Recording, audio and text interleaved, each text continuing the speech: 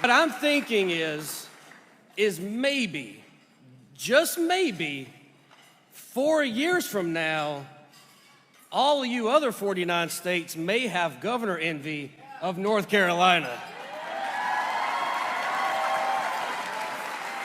Ladies and gentlemen, my friend, Lieutenant Governor Mark Robinson.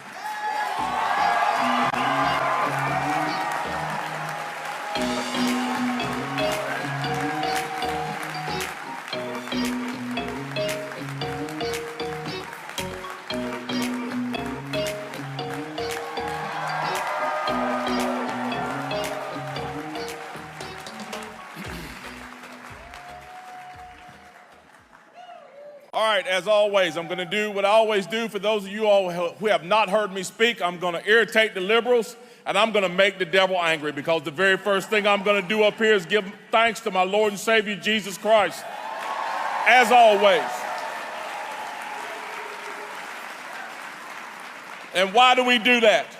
Why do we do that? I'm going to tell you why we do that. We're going to do that because of the reason why we're here tonight. And the reason why we're here tonight is two words: faith and freedom. And this is a wonderful organization, Faith and Freedom is. And to thank them greatly, and God has blessed this organization richly and caused it to be able to put together events like this. And we thank all the organizers, from Mr. Reed on down, everyone involved in this who was instrumental. We thank you for inviting us, and we thank you for having this. This nation desperately needs it. But I really want to focus on those two words, faith and freedom. You think about those words. The reason why we sit here in this room tonight, I want you to take a look around and look at your neighbors. Look how pretty they look, how healthy they look. Some of us certainly have not missed any meals. This nation is blessed beyond measure. And why is it blessed beyond measure? Why? I believe this nation is blessed beyond measure for one reason. Because when our founders, in their Declaration of Independence, they sat down and they wrote these words: we hold these truths to be self-evident, that all men are created equal. And here's the key: they are endowed by their Creator.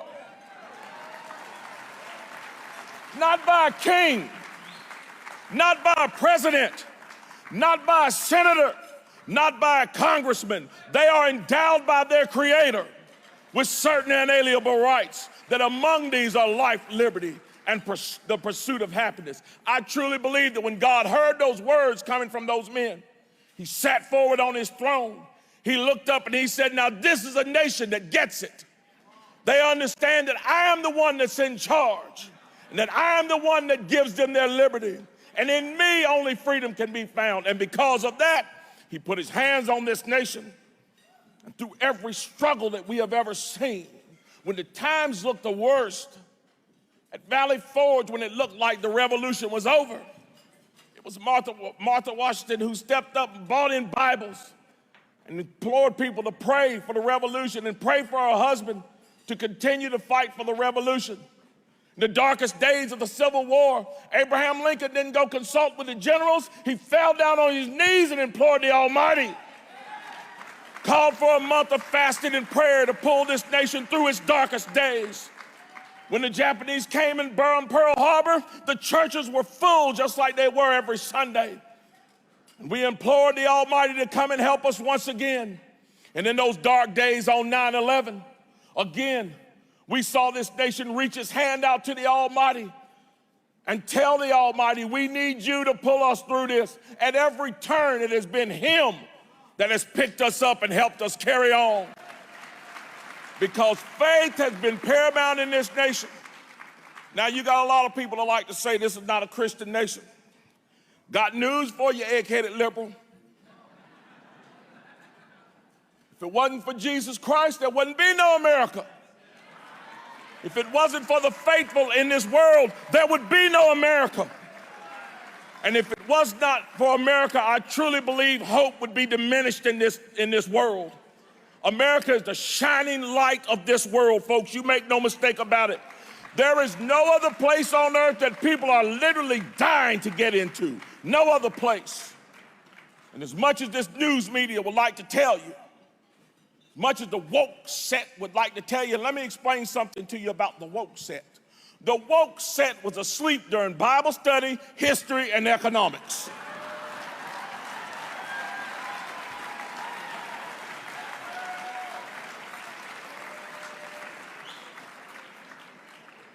As much as they'd like to tell you that this is a racist nation, let me tell you a little story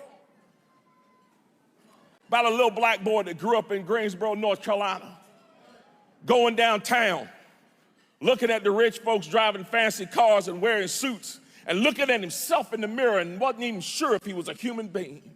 And that's the truth. I was so far removed because of the poverty and despair that I lived in. I wasn't sure if I was a human being. When people said the word people, I didn't even consider myself to be part of that. But you see, I had something in my life that's irreplaceable. I had a mother who had that first word. She had supreme faith. With all the giants she faced in her life, she put faith first. And she always told us, if you put your hand in God's hands, he'll lead you to great places. Here I am, mother. And I'm here because of your advice. I put my hand in God's hand, set my feet in America, and because I live in the freest and the greatest country in the world and am led by the Almighty, I am now the first black lieutenant governor of North Carolina. It is only through him and only through the goodness of this nation that I can stand here tonight before giants and deliver this message to you. And so to all those so-called woke folks, I say to you this: shake yourself awake and realize where you are. Everything that you have and everything that you own and everything that you will be, you owe it to those who came before you and those who laid down their lives a sacrifice for you. And then there's that second word, freedom. Now, I want to slow down for just a minute because I want you to, if you got to, close your eyes. I want you to think about this. Those of you all that have children, think about this.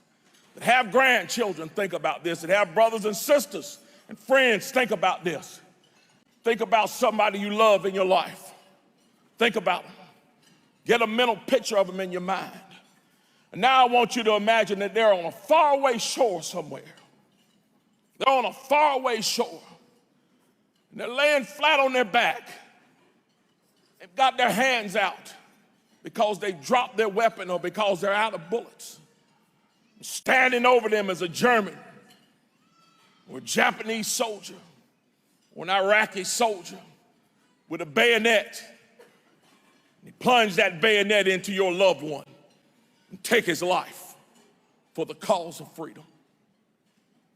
That is the kind of sacrifice that has been given so that we could sit here tonight. That is what has been given. When we say freedom, and we say this all the time, freedom is not free. We need to think about the cost of that freedom. We need to think about those sacrificed lives. We need to think about those mothers and fathers who received those telegrams, who sat and had to receive those flags from their sons and their daughters who gave their lives so that we could be free. If there's ever been a blessing in this nation, it has been that we have brave young men and women who will sacrifice their lives for the cause of freedom. Folks, when I think about it, it blows my mind every time. And every time I think about it, sometimes I actually have to stop because it actually brings tears to my eyes. When I think about how many people have laid down their lives for me. When I think about those soldiers on those Marines on Iwo Jima. When I think about those soldiers at the Battle of the Bulge, freezing, outnumbered, surrounded. When I think about, oh my God, when I think about those men at Khe Sanh during Vietnam, outnumbered 10-1, but still would not give up because of the cause of freedom. When I think about those firemen on 9/11,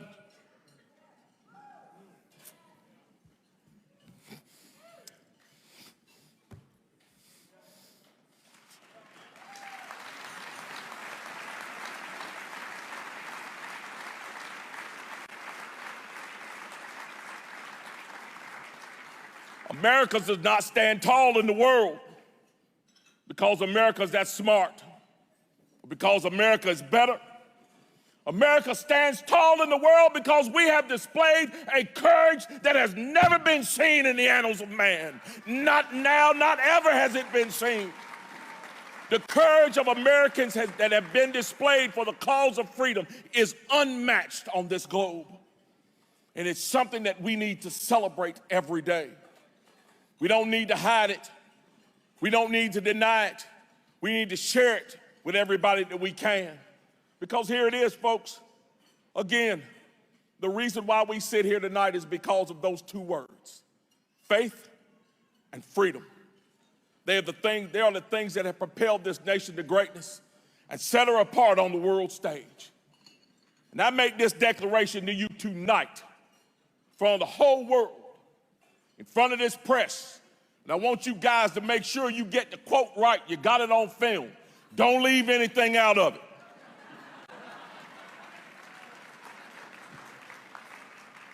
I will not go silently into that good night. I will not capitulate to the left. I will not lay down. For the memory of that young man that had that bayonet plunged into him, to the memory of that young woman who was blown up in Iraq, to the memory of those firefighters on 9/11, I will not be silent. I will not lay down. I will not go away. I will not shut up. I will not stop talking. I will not stop fighting. Everything that is in me, I will stand up. I will stand up with the courage of John the Baptist and Joshua. I will stand up encouraged by those who have come before me. I will move forward. I will keep striving. I will keep fighting for that cause. I will keep fighting for that cause. And I will raise up. And I want all of you to be raised up with me in the cause as well. The cause of those two words that set us apart on this stage, faith and freedom. It should be our moniker, folks. It should be our moniker. It's what made us great. It's what will keep us great. And those folks that don't like it, I got a message for you. Come see me.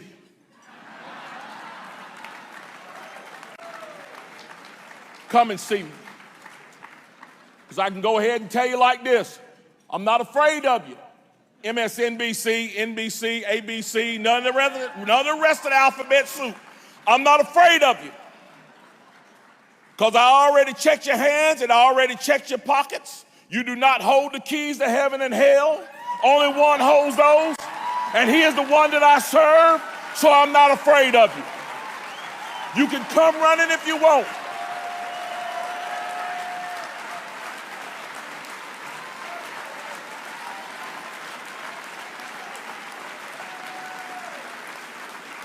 Because my examples gave their lives for me. My examples gave their lives for me. Those men and women on the battlefield. Those men and women in blue who protect us on the streets. And the ultimate sacrifice, which is John the Baptist. You know, John the Baptist is my favorite character in the Bible. What did he do? He stood up, proclaimed that Jesus was coming, told the truth to a king, and lost his head.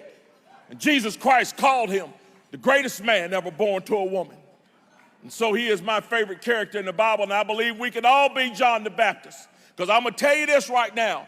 I'd rather have my head held by my enemies on earth and have my soul in heaven than have the opposite. So I'm not afraid. And then finally, there is that ultimate example of sacrifice, of faith, and freedom. And that is what we find in Jesus Christ. Jesus Christ had all the power of the universe in his hand. He laid it down so he could be a sacrifice to all of us and to everyone in this nation. With his strength, with his power, with his wisdom, we will save this nation for future generations. Because I will not look back on my life and say I did not do my part, and I hope that you will not either. God bless you all. God bless the great state of Florida and North Carolina, and God bless God bless the United States of America. Thank you.